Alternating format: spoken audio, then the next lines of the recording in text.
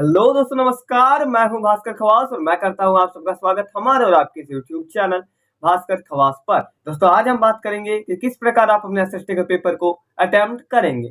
दोस्तों, एसएसटी का पेपर बहुत ही आसान होता है। आप सबको वो लगता बहुत टफ है, but it is quite easy for you all. SST के लिए आप सबको ज्यादा कुछ चीजों की आवश्यकता नहीं होती है।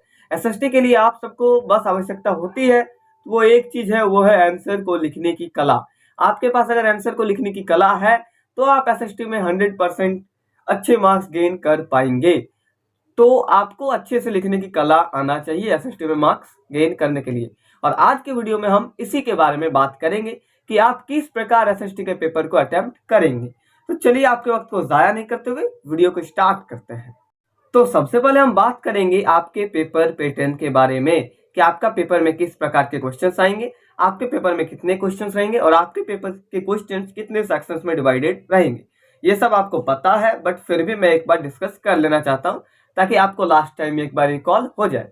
तो आपके पेपर में टोटल 37 क्वेश्चन रहेंगे और वो 37 क्वेश्चन 6 सेक्शंस में डिवाइड रहेंगे। Section A, section B, section C, section D, section E and section F. जिसमें सेक्शन ए में आपके पास एमसीक्यूज रहेंगे, सेक्शन बी में आपके पास वेरी शॉर्ट आंसर क्वेश्चन रहेंगे जो कि 2 मार्क्स के रहेंगे, सेक्शन सी में आपके पास शॉर्ट आंसर टाइप क्वेश्चन रहेंगे जो कि 3 मार्क्स के रहेंगे, सेक्शन डी में आपके पास लॉन्ग आंसर टाइप क्वेश्चन रहेंगे एंड सेक्शन ई में आपके पास केस बेस्ड आंसर क्वेश्चन रहेंगे एंड सेक्शन एफ में एज यूजुअल मैप वाले क्वेश्चन रहेंगे। मैप में हिस्ट्री से एंड ज्योग्राफी से क्वेश्चंस आएंगे आपके पास जो कि 5 नंबर के रहेंगे। एक ही सवाल रहेगा हिस्ट्री का और ज्योग्राफी का। हिस्ट्री का शायद 2 नंबर का है, ज्योग्राफी का 3 नंबर का। तो 5 नंबर के टोटल आपके रह रहे हैं मैप वाले क्वेश्चन से। तो चलिए अब हम बात करते हैं कि किस प्रकार आप अपने पेपर को टेकल करने वाले हैं। तो सबसे पहले हम बात करेंगे सेक्शन वाइज, जैसा कि मैं हमेशा बात करता हूं। सबसे पहले हम सेक्शन वाइज बात करेंगे जैसे कि हम हमेशा बात करते हैं। सेक्शन ए को आपको किस प्रकार अटेम्प्ट करना है। तो देखिए, सेक्शन ए में आपके पास एमसीक्यूज है। अगर आपको आंसर आता है तो डायरेक्टली आप आंसर लिख दीजिए। अगर नहीं आता है तो जो आपको दिमाग में आ रहा है, जो समझ में आ रहा है, पढ़ के जो लगता है उसको मार दीजिए। अगर सही होगा नंबर मिलेगा, नहीं होगा नहीं मिलेगा, लेकिन नेगेटिव मार्किंग नहीं है तो टेंशन लेने की बात नहीं है। तो सेक्शन ए को अटेम्प्ट करना बहुत ही सिंपल है। बस जो आता है उसको लिखिए, अगर नहीं आता है तो जो दिमाग में आ रहा है लिख दीजिए, बट लिखिए, कोई भी एक ऑप्शन को सेलेक्ट कर दीजिए। हालांकि आप सबको आएगा because you have studied for 1 year, that's why you should know all the answers. तो सेक्शन ए को अटेम्प्ट करना आसान है। Section B very short answer question है आपके पास। सेक्शन बी में आपके पास short very short answer question 2-2 marks के रहेंगे, कुछ रहेंगे। अब कितने नंबर हैं वो आप थोड़ा सा सैंपल पेपर में देख लीजिए एसक्यूपी में। तो कुछ क्वेश्चंस आपके पास रहेंगे very short answer type question, उनको आपको 2 पॉइंट में लिखना है। 2 पॉइंट में आंसर देना है बिकॉज इट कैरीज 2 मार्क्स। तो आपको 2 पॉइंट में लेना है, आंसर लिखना है। सबसे पहले आपको इंट्रोडक्शन लिखना है क्वेश्चन का, उसके बाद उसका 2 पॉइंट का आंसर लिख देना है। सेक्शन बी के वेरी शॉर्ट आंसर क्वेश्चन का आपको इसी तरह कंप्लीट करना है। सेक्शन सी में अगर आप मूव करते हैं शॉर्ट आंसर टाइप क्वेश्चन, तो उसमें आपको शॉर्ट आंसर टाइप 3 मार्क्स के क्वेश्चन रहेंगे and short answer type question में आपको 3 पॉइंट में आंसर देना है। एंड आप कोशिश कीजिएगा एसएसटी में कि आप आंसर को पॉइंट्स में ही दे, बिकॉज एसएसटी में अगर आप पॉइंट में आंसर देंगे तो आपको एग्जामिनर मार्क्स देगा। एसएसटी पॉइंट्स में आंसर देने के लिए ही बना हुआ सब्जेक्ट है, उसमें आपके आंसर को पॉइंट में ही प्रेजेंट करना होता है। जब तक कोई क्वेश्चन ऐसा ना आ जाए जिसमें पूरी पॉइंट में हो ही नहीं सकता, उसको आप लिख सकते हैं, बट बाकी सबको आप पॉइंट में आंसर दीजिएगा। तो इसी प्रकार आप शॉर्ट आंसर क्वेश्चंस को भी टैकल कीजिएगा। उसके बाद अगर आप मूव करेंगे शॉर्ट आंसर के बाद आपको क्या मिलेगा, आपको मिलेगा long answer type question. Long answer type question में उसके बाद आपको मूव करना है, जो कि आपके पास कुछ क्वेश्चन रहेंगे जो कि लॉन्ग आंसर टाइप क्वेश्चन रहेंगे, जो आपके कैरी करेंगे 5 मार्क्स। तो लॉन्ग आंसर टाइप क्वेश्चन में आपको कम से कम 5 या 6 पॉइंट को देना है। At least you have to mention 5 और 6 point in every question of long answer type question. 5 या 6 पॉइंट्स को आपको मेंशन करना है लॉन्ग आंसर टाइप क्वेश्चन में।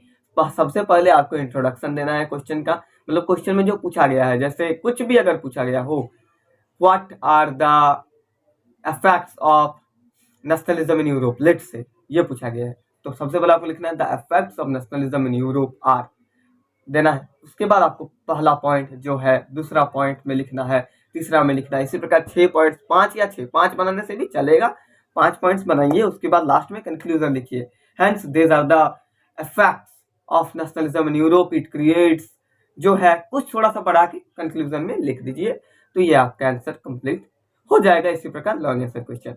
अब आपके पास रहेंगे मैप वाले क्वेश्चन। तो मैप वाले क्वेश्चन का किस प्रकार अटेम्प्ट करना है? मैप वाले क्वेश्चन के लिए आपका थोड़ा सा मैप का नॉलेज रहना चाहिए। आपको एक मैप दिया रहेगा क्वेश्चन में ही, आंसर शीट में स्टेपल करने के लिए भी आपको एक मैप दिया रहेगा जिसमें आप आंसर शीट में स्टेपल करेंगे जिसको आप, तो आपको मैप का नॉलेज होना चाहिए कि मैप में किस जगह पे, कहाँ पे कौन सा जगह है हमारे इंडिया में, हमारे देश के ही मैप में आएगा ऑब्वियसली यार। तो आपको पता रहना चाहिए कि बेंगलोर कहाँ पे है, आपको पता रहना चाहिए कि महाराष्ट्र कहाँ पे है, आपको पता होना चाहिए दिल्ली कहाँ पे है, आपको पता होना चाहिए झारखंड कहाँ पे है, आपको पता होना चाहिए अदर स्टेट कहाँ पे है। क्योंकि क्वेश्चन आपको जो पूछेगा, जैसे आपको पूछ देगा कि महात्मा गांधी वेयर डिड महात्मा गांधी गोन इन 1916, आपको बताना है कि 1916 में महात्मा गांधी कहाँ गए थे, आपको लोकेट करना है। तो आप कैसे लोकेट कीजिएगा? आपको पता होना चाहिए कि चंपारण कहाँ पे है, आपको पता होना चाहिए बिहार डिस्ट्रिक्ट बिहार कहाँ पे है। तो आप अगर थोड़ा सा इधर उधर करते हैं तो नंबर आपको मिल जाएगा। मतलब आपको सेम स्टेट में ही करना है, जैसे मान लीजिए बिहार में है तो आपको बिहार में ही कहीं पे लोकेट करना है। सो दैट्स वाई आपको इंडिया का मैप का नॉलेज होना चाहिए मैप वाले क्वेश्चन को अच्छे से अटेम्प्ट करने के लिए। तो आपको एसएसटी का एग्जाम में क्या क्या चीजें की जरूरत है? सबसे पहले तो आपको खुद की भाषा में आंसर लिखना आना चाहिए।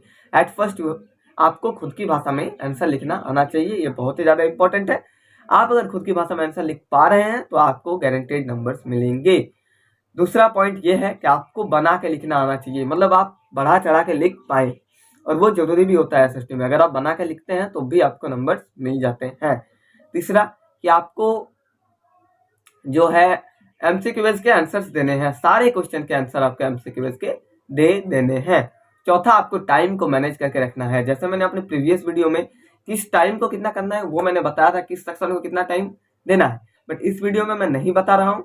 लेकिन कोई बात नहीं, ये आपके अकॉर्डिंग होना चाहिए। आप सेलेक्ट कर लीजिए कि किस सेक्शन को कितना टाइम देंगे, हालांकि हो जाएगा, बट आपको थोड़ा सा ध्यान देना है। जैसा मैंने बताया, अगर आप 5 पॉइंट में 5 नंबर वाले आंसर को लिखेंगे, अगर आप 3 पॉइंट पे 3 नंबर वाले आंसर को लिखेंगे, अगर आप 2 पॉइंट में 2 नंबर वाले लिखते हैं, 1 नंबर वाला का डायरेक्ट आंसर लिखते हैं, तो ऑब्वियसली आपको नंबर मिलेंगे एंड आपका उसी टाइम के अकॉर्डिंग हो जाएगा।